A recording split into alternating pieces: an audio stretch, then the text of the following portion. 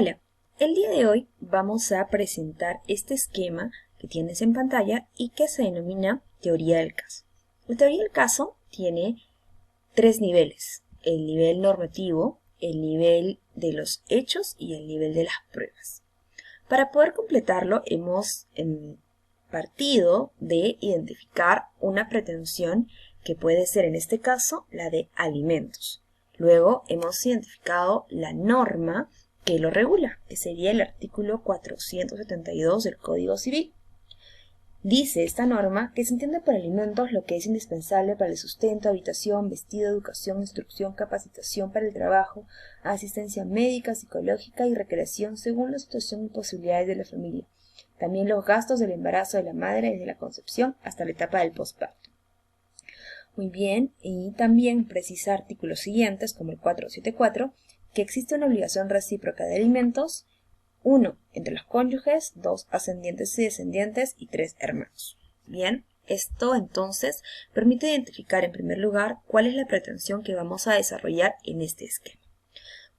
Te lo mencioné que vamos a desarrollar la pretensión de alimentos, pero este esquema sirve para desarrollar cualquier tipo de pretensión y de diferentes materias, pudiendo ser no solo civil como la que vamos a trabajar, sino también se me ocurre una penal, una laboral, una constitucional, cualquiera.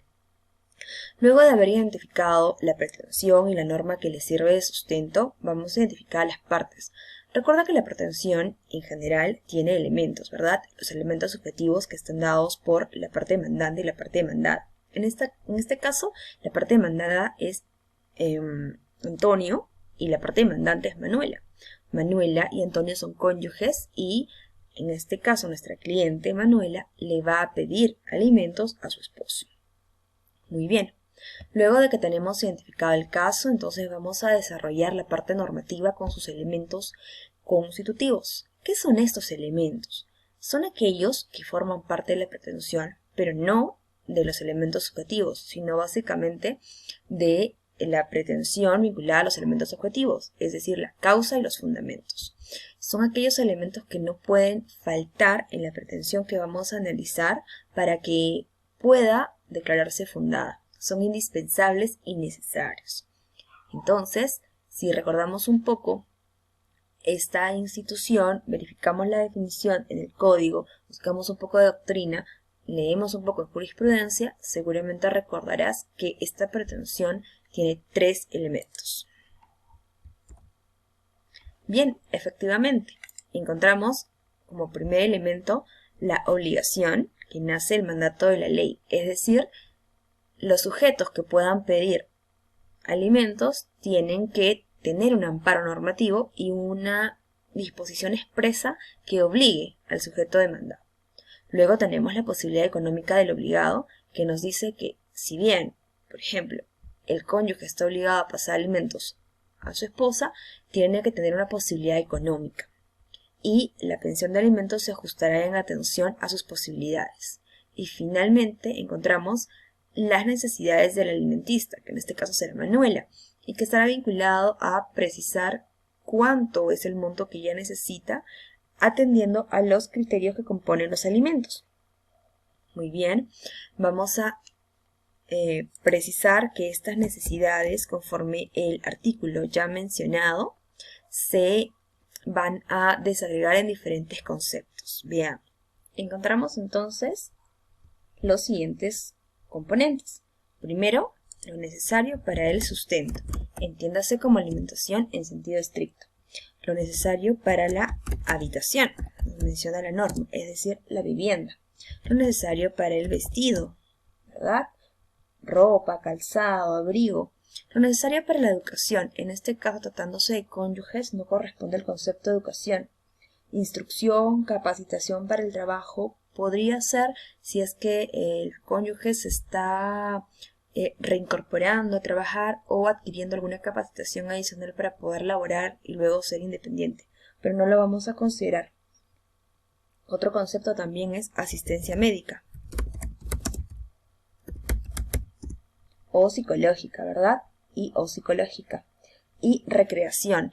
En este caso, para un mayor de edad y en el concepto cónyuges, no cubre el concepto de recreación, sino lo necesario estrictamente, que son los 4 conceptos mencionados. Muy bien, entonces ahora, habiendo precisado cuáles son los elementos que no deben faltar en nuestro caso de alimentos, vamos a desarrollar en hechos uno a uno. Primer hecho, respecto del elemento obligación, vamos a mencionar que Manuela y Antonio se casaron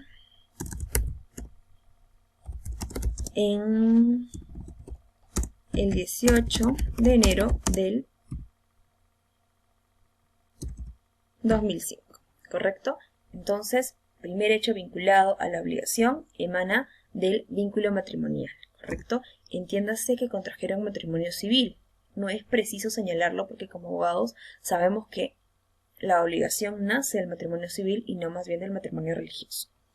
Luego vamos a colocar en este elemento lo relacionado a las pruebas, ¿verdad? Ya hemos precisado entonces como hecho y la prueba necesaria va a ser la partida de matrimonio. Muy bien, la partida de matrimonio va a acreditar justamente la celebración matrimonial y la obligación, ¿no? Si quieres ponerla de forma completa, que acredita la obligación.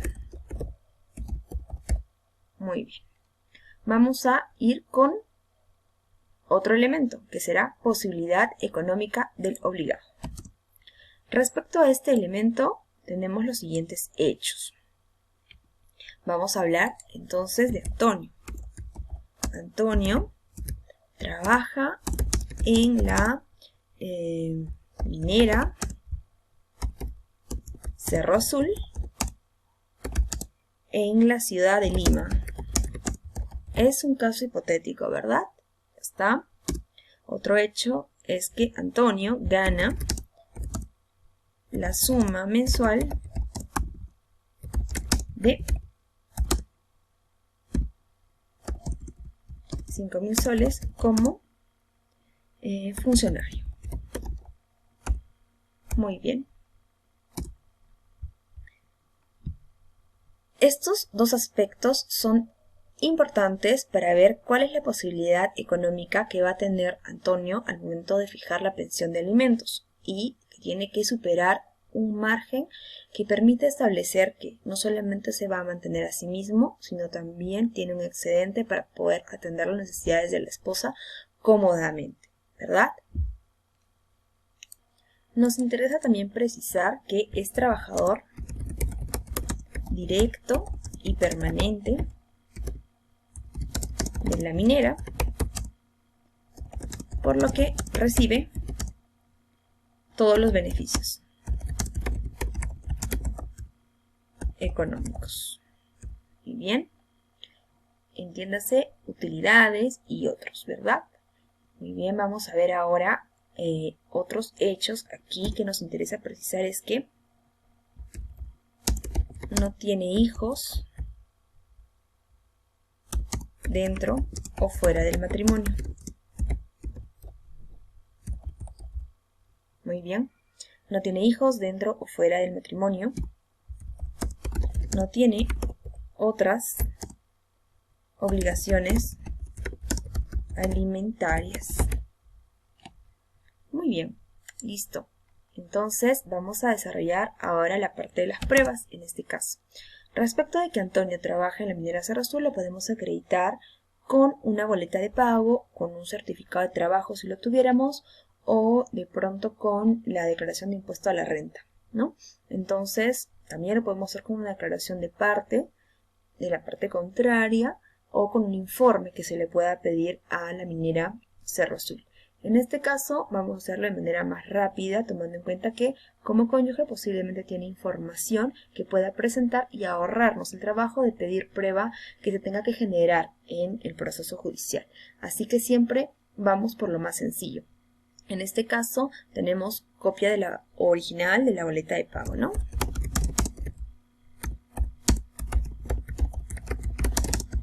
Aquí debemos precisar de qué meses, ¿no? En este caso, tomando en cuenta que la demanda se va a presentar en el mes de noviembre del 2020, diremos que la boleta corresponde a los meses de septiembre y octubre del 2020. Muy bien. Respecto de que gana la suma mensual como funcionario, también tenemos el mismo medio probatorio. Entonces pondremos aquí, con lo que acredito,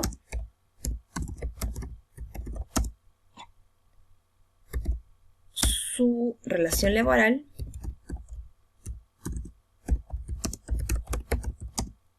condición de permanente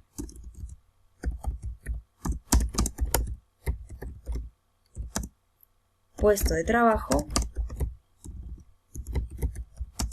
y remuneración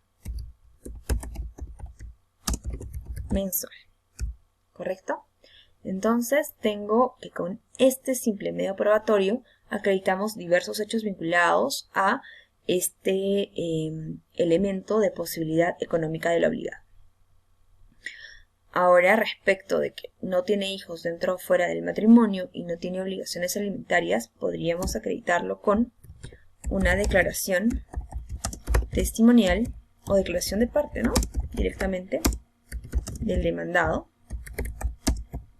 que acredita la inexistencia de otras obligaciones alimenticias. Puede ser en relación a hijos matrimoniales o extramatrimoniales, o en relación a sus padres o alguna otra persona que depende directamente de él o por sentencia judicial.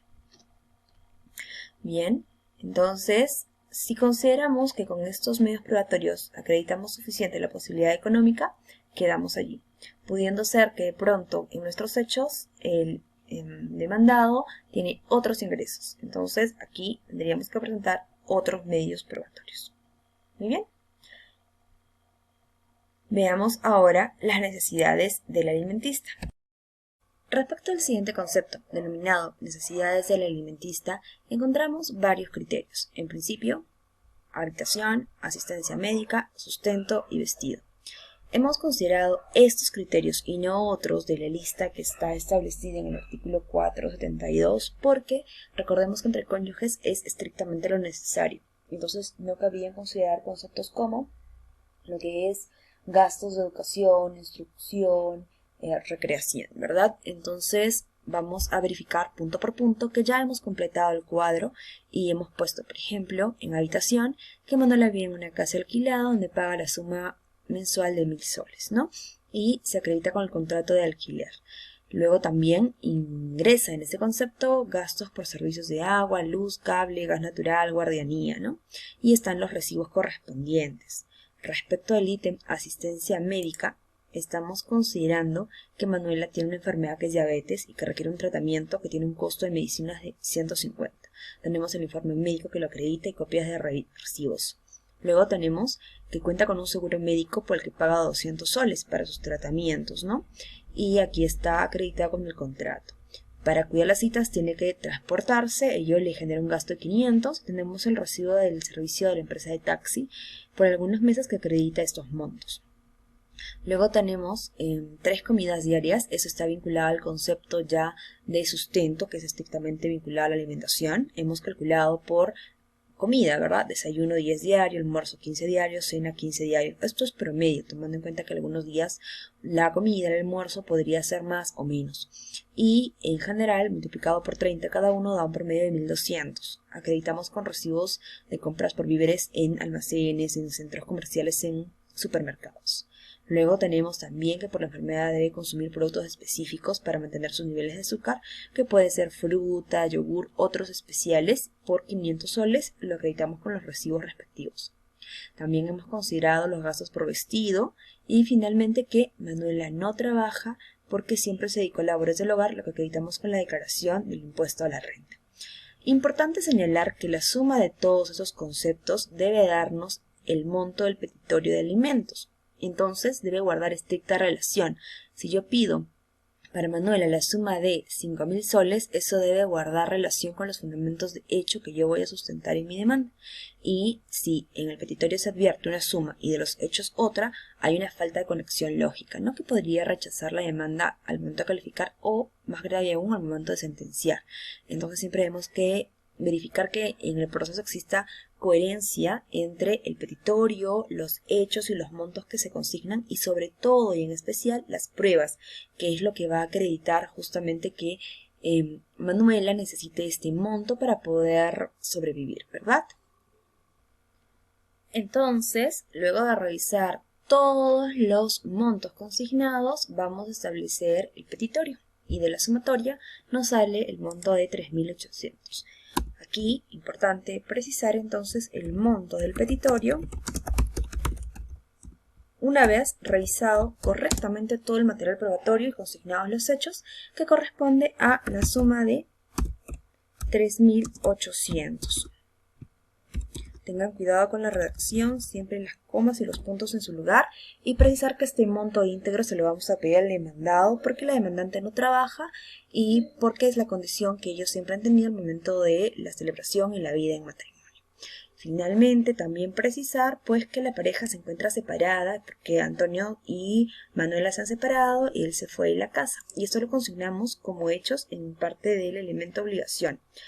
Y todo esto ya al momento de redactar complementaremos con hechos que sirvan para dar contexto, explicar a mayor detalle de la enfermedad y un poquito más de los gastos y justificar por qué lo necesita la parte demandante y por qué el demandado tiene que cumplir con acudir con ello a nuestra cliente. Bien, hemos terminado entonces la redacción de este esquema. Yo te invito a que revises el material completo que te lo voy a anexar también en el aula virtual para que lo puedas revisar con más calma y detenimiento y sigas esta técnica para complementar nuestro esquema que va a servir de sustento para, como te expliqué al inicio del video, poder armar bien tu demanda o también tu contestación e incluso tu alegato. Este esquema general no contiene todas las palabras de una demanda, sino la parte esencial y que no puede faltar. Si tú revisas rápidamente las pruebas, te vas a dar cuenta si puedes lograr una demanda fundada o infundada. De hecho, con todas las pruebas que estamos apuntando en este caso, es de difícil probanza que la parte demandada logre ganar, ¿verdad? Y con ello concluimos el presente video. Espero que te sirva mucho y gracias por tu atención.